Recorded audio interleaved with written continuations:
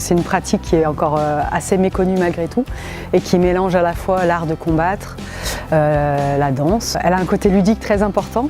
Et puis il y a la partie culturelle, puisqu'on apprend sur la culture brésilienne, la partie musicale, rythmique. Donc il y a le côté du combat, il y a le côté du jeu, il y a le côté de la danse. Et c'est pour ça qu'on a toujours du mal à la définir ou à lui poser un cadre strict parce qu'elle est beaucoup de choses à la fois.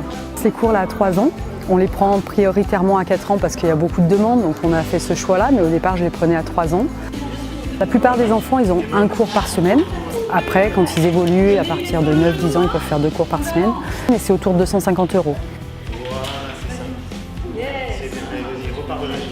On n'est pas obligé d'avoir une tenue et ça dépend des groupes et des styles de pratique.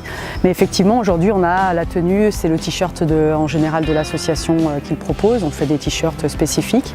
Et puis le pantalon qu'on appelle abada, c'est un pantalon blanc avec la corde qui marque, comme pour les arts martiaux, les ceintures, les cordes de couleur qu'on passe chaque année quand on évolue. Donc il y a l'abada avec le t-shirt.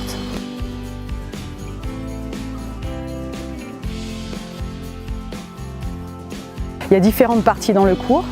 J'essaye de faire pratiquer plusieurs choses à la fois. Donc il y a une partie de jeu, une partie de travail technique, on va dire, sur un coup de pied, sur une esquive, sur un enchaînement. Il y a des parties à 2 pour qu'ils apprennent à mettre ensemble ce qu'on appelle une séquence. C'est un ensemble de mouvements, esquive, coup de pied, déplacement. Et puis il y a une partie où on fait un parcours pour travailler justement la technique de certains mouvements clés, comme la roue, comme l'équilibre, comme le pont, comme des sauts, comme certains coups de pied. Et puis le temps de la ronde qui est le temps où on mélange tout. Et c'est improvisé, donc il faut acquérir des réflexes. Et avec ces réflexes de jeu, ces bouts de séquence et ces enchaînements qu'on a appris, on crée son propre enchaînement quoi, avec le partenaire.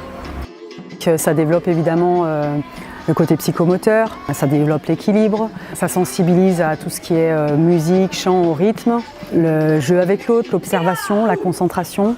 On regarde devant, hein. Avance le pied dans le cerceau. Alors les contre-indications, il n'y en a pas vraiment. C'est l'une des pratiques les plus inclusives qui existent parce qu'on mélange les âges, on mélange les genres, on mélange les tailles, les poids, enfin il n'y a pas de catégorie. Et d'ailleurs, même quand ils sont blessés, les enfants, ils viennent quand même au cours, ils peuvent faire la musique, ils peuvent chanter, ils peuvent participer d'une manière ou d'une autre, donc ça c'est chouette.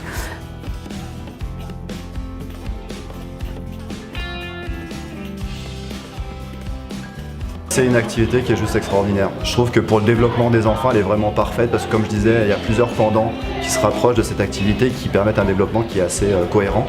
Et je trouve que les enfants qui s'y mettent généralement adorent ça. Et du coup, créent de vrais contacts, créent une vraie évolution aussi corporelle et qui est juste magnifique.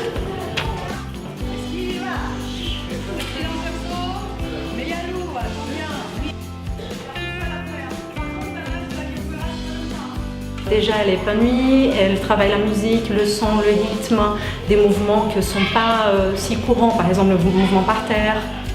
Ils apprennent le portugais avec la capoeira, forcément en chantant. Donc on voit les enfants de 6 ans qui chantent en portugais mieux que les adultes en parlent, donc c'est vraiment super intéressant.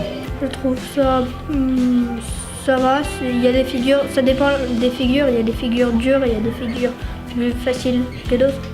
Ce que j'aime le plus faire en capoeira, c'est des figures contre le mur, et, par exemple le poirier, les sauts en arrière.